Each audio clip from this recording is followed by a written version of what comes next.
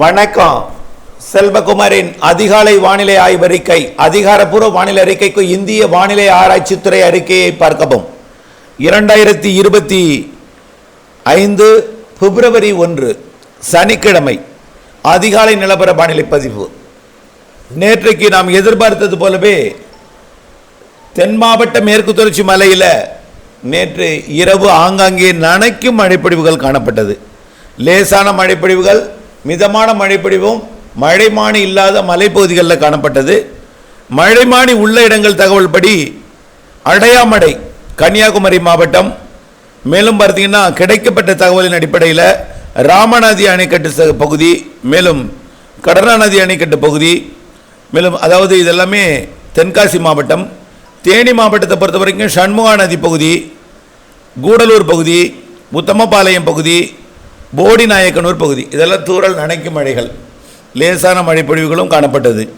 மேலும் விருதுநகர் மாவட்டத்தை பார்த்தீங்கன்னா ராஜபாளையம் ஒரு 6 மில்லிமீட்டர் வரைக்கும் அங்கே மழை பொழிந்திருக்கு. பெரியார் அணைக்கட்டு நனைக்கும் மழை. இதுதான் நேற்றைக்கு. இதில் நாலுமுக்கு ஊத்து போன்ற பகுதிகளிலையும் மழை பொழிந்திருக்கும். தகவல் கிடைக்கப்பெறவில்லை, பார்ப்போம். அடுத்தபடியாக இன்றைய வானிலை எப்படி இருக்குன்னு பார்த்தீங்கன்னா, காற்று சுழற்சி ஏற்கனவே இலங்கையில் ஏறும் என்று எதிர்பார்க்கப்பட்ட நிலையில் இலங்கைக்கு தெற்கு புறமாக சென்றது. அது மாலத்தீவு பகுதிக்கு செல்ல வேண்டிய நிலையில் மாலத்தீவு பகுதிக்கே செல்லாமல் நிலநடுக்கோட்டு பகுதிக்கே தெற்கு நோக்கி விலகி செல்கிறது. காரணம் என்னவென்றால், ஆஸ்திரேலிய பகுதிகளில் உருவாகியிருக்கூடிய ஆஸ்திரேலியாவோட வடக்கு பகுதியில் ஒரு மண்டலம், கிழக்கு பகுதியில் ஒரு மண்டலம், நிலநடுக்கோட்டு பகுதியில் ஒரு தாழ்வு பகுதி, நிலநடுக்கோட்டு பகுதி அதாவது பகுதிக்கு சற்று தெற்கே ஒரு மண்டலம், இவையெல்லாம் வட இந்திய குளிரலையை ஈர்ப்பது மட்டுமல்லாமல் கட்டுப்பாட்டு அமைப்பாக இருந்த காற்று சுழற்சியும் தெற்கு நோக்கி இருக்கிறது. நிலநடுக்கோட்டை பகுதியை விட்டு தெற்கே போயிடாது, இது தெற்கு நோக்கி ஈர்க்கப்படுகிறது. இதனால் காற்று சுழற்சி அல்லது விலகி இருக்கிறது. ஏற்கனவே நிலநடுக்கோட்டை இந்திய பெருங்கடல் தெற்கே இருக்கிறது. ஆஸ்திரேலியா பகுதியை தாக்காவிட்டாலும் ஆஸ்திரேலியாவின் வடக்கு கிழக்கு பகுதிகளுக்கு நிறைய மழை பொழிவை கொடுக்க போகுது. மொரீஷியஸுக்கு நாளை மறுநாள்லாம் காற்றுடன் கூடிய கனமழை பொழிவை கொடுக்க போகுது. இந்த நிகழ்வு வட இந்திய குளிரலையை தமிழ்நாடு ஊடாக இருக்கிறது. ஏற்கனவே கிழக்கு காற்றலையும் வந்துட்டு இருக்கு. அதுக்கு இப்போ கிழக்கு காற்று தமிழ்நாட்டில் ஏறல. கிழக்கு காற்று, வடகிழக்கு காற்று, அதாவது வியட்நாம் கம்போடியா பகுதியிலிருந்து வரக்கூடிய கிழக்கு காற்றும் சிங்கப்பூர் பகுதியிலிருந்து விடக்கூடிய காற்றும் எதுவுமே தமிழ்நாட்டில் இப்போ ஏறல. எல்லாமே வடகிழக்கு காற்று, அதாவது சீன பகுதியிலிருந்தும் இமயமலை பகுதியிலிருந்து வரக்கூடிய காற்று. இது அப்படியே வடகிழக்கு மாநிலங்கள் வழியாக வங்கக்கடலை இறங்கி தமிழ்நாடு ஏறி அது நிலநடுக்கோட்டு இந்திய பெருங்கடலை நோக்கி பயணிக்கிறது. இருந்தாலும் நேற்றை விட குளிர் இன்றைக்கு குறைவாக இருந்திருக்கும். ஆனால் குளிர் இருக்கிறது, ஒப்பிட்டு பார்க்கும்போது குளிர் குறைவாக இருந்திருக்கும். மீண்டும் நாளையிலிருந்து குளிர் அதிகரிக்க போகிறது. மழைப்பொழிவை பொறுத்த வரைக்கும் இன்றைக்கு மிரட்டும் வானிலை தான். டெல்டா மாவட்டங்களுக்கே இன்றைக்கு மதியம் மிரட்டும். இன்றைக்கும் நாளைக்கும் மிரட்டும் வானிலை தான். இன்றைக்கு டெல்டா திருத்தமிழ்நாடு மிரட்டும் வானிலை, தூறல் மிரட்டும் வானிலை தான் சொல்லிட்டு அச்சப்பட வேண்டாம். தொடர்ந்து இன்றைக்கே நீங்கள் அறுவடை செய்யலாம். ஆனால் நீங்கள் நிம்மதியாக அறுவடை செய்ய வேண்டும் என்றால் 3ஆம் தேதி நாளைக்கு டெல்டாவை எடுத்துக்கோங்க. நாளையிலேருந்து டெல்டாவில் எடுத்துங்க அறுவடைக்கு. நாளை மறுநாளிலிருந்து தென் மாவட்டங்களுக்கு அறுவடைக்கு எடுத்துக்கோங்க. இன்றைய பொறுத்த வரைக்கும் டெல்டாவில் மதியத்தில் கருமேகம் சூழும். ஒரு இடங்களில் தூறலான. அது எதுக்கு நான் வேண்டாங்கிறேன்னா, எவ்வளவோ கிராமங்கள் இருக்கிறது, ஏதாவது ஒரு கிராமத்தில் தான் தூரும். அந்த ஒரு கிராமத்தில் பெய்ய அந்த தூறல் அவர்களை நினைத்து விட்டதென்றால் அவர்கள் வார்த்தையே என்னை கொஞ்சம் கஷ்டப்படுத்தும். புரியுதுங்களா? அதுக்கு தான் சொல்கிறேன். எத்தனையோ கிராமங்கள் இருக்காது, அத்தனை கிராமங்களையும் மழை இருக்காது, தூறல் இருக்காது. ஏதாவது ஒரு கிராமத்தில் தூறல் இருக்கும் இன்றைக்கு. ஆனால் நீங்கள் அறுவடை செய்யலாம். ஆனால் தூறல் நனைத்து விட வாய்ப்பு இருக்கிறது என்பதை முன்னெச்சரிக்கையுடன் எடுத்துக்கொள்ள வேண்டும். ஆனால் உறுதியாக எல்லா இடத்திற்கும் தூறல் கிடையாது. அடுத்தபடியாக நாளைக்கு டெல்டாவிற்கு அறுவடையை தொடக்கலாம். நீங்கள் 2ஆம் தேதி டெல்டாவிற்கு வாய்ப்பு குறைவு. 3ஆம் தேதியிலிருந்து இடைவெளி. தென் மாவட்டங்களை பொறுத்த வரைக்கும் கண்டிப்பாக இன்றைக்கு நனைக்கும் மழை பொழிவுகள் இருக்கும். தென் மாவட்டங்களில் தூறல் கொஞ்சம் கூடுதல் இடங்களில் இருக்கும், நனைக்கும் மழை ஒரு சில இடங்களில் இருக்கும். தென் மாவட்டங்களை பொறுத்த வரைக்கும் 3ஆம் தேதியிலிருந்து நீங்கள் அறுவடையை தொடக்கலாம். ஆக நாளைக்கும் இன்றைக்கும் வேண்டாம். இன்றைக்கும் மிரட்டு வானிலை, மேகமூட்ட வானிலை, தூறலாக இருக்கும். இன்றைக்கும் மேற்கு தொடர்ச்சி மலை மாவட்டங்களில் இன்றைக்கும் இரவும் தூறல் நனைக்கும் மழை பொழிவுகள் இருக்கும். ஓகே, இன்றைக்கு நாளைக்கு முடிஞ்சிட்டுனா அடுத்தது இடைவெளி. எப்போ இடைவெளி தான், இடையிடையே மிரட்டும் வானிலை மட்டும்தான் தெரியுது இப்போ வரைக்கும். அதன் அடிப்படையில் பார்த்தீங்கன்னா 6, 7, 8 தேதிகளில் மீண்டும் ஒரு குழப்ப வானிலை. இப்போ இன்றைக்கு இருக்க போகிற போல, அதாவது மேகமூட்டம், அதாவது மழை வருவது போன்ற ஒரு வானிலை.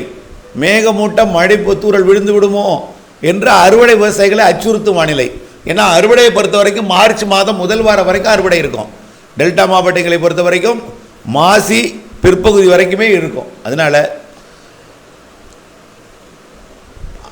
அதாவது பிப்ரவரி மாதம் 10 தேதி வரைக்கும் கூட அறுவடை இருக்கும்.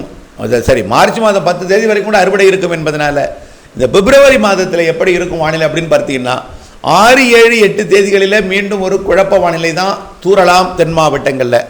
அடுத்தது 10, 11, 12ஆம் தேதி ஏற்கனவே அறிவித்தது தான். 10, 11, 12ஆம் தேதி மீண்டும் ஒரு குழப்ப வானிலை. அது இலங்கைக்கு மழைப்பொழிவை கொடுக்கும், தென் மாவட்டங்களுக்கு தூறல் நனைக்கும் மழைப்பொழிவை கொடுக்கும். 10, 11, 12 அது இப்பொழுது வரைக்கும் தென் மாவட்டங்களுக்கு தான் தெரியுது.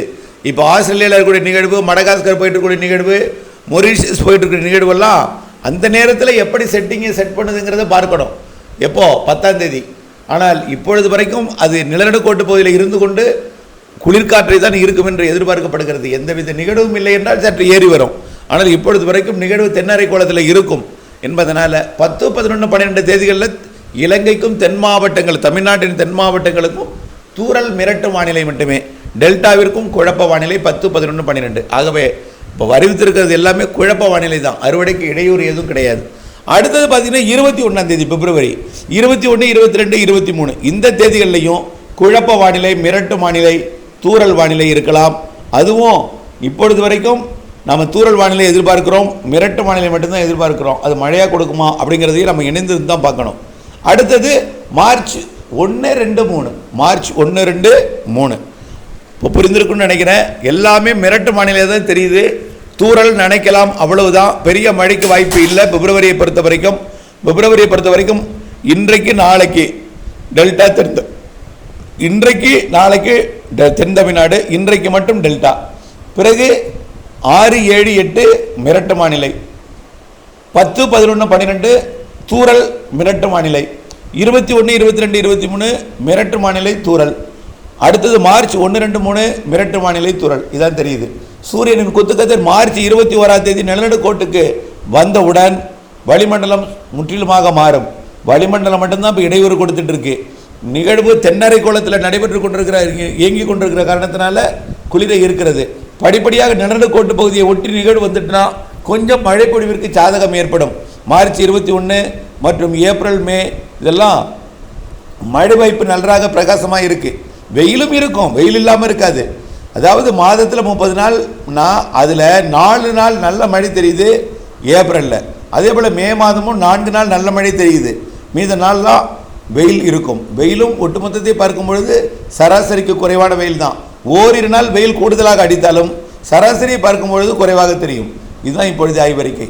ஆகவே ஏப்ரல், மே மழை இருக்குது, மார்ச்சில் பிற்பகுதி மழை இருக்குது. இப்போது மார்ச் முன்பகுதி மற்றும் பிப்ரவரி மாதம்லாம் மிரட்டு வானிலை.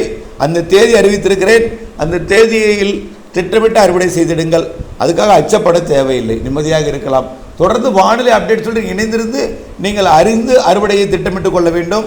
வரக்கூடிய 6, 7, 8, 10, 11, 12, 21, 22, 23 மார்ச் 1, 2, 3 இதெல்லாம் 10 நாட்களுக்கு ஒரு முறை வரக்கூடிய அந்த நிகழ்வு தூறல் மற்றும் நனைக்கும் மழை தென் மாவட்டங்களுக்கு, இலங்கைக்கும் மிரட்டு வானிலை மட்டும்தான் இப்பொழுது வரைக்கும் எதிர்பார்க்கிறோம். அதை நீங்கள் அப்டேட்ஸ் அறிந்து பணி செய்ய வேண்டும் என்று அன்போடு கேட்டுக்கொள்கிறேன். நன்றி.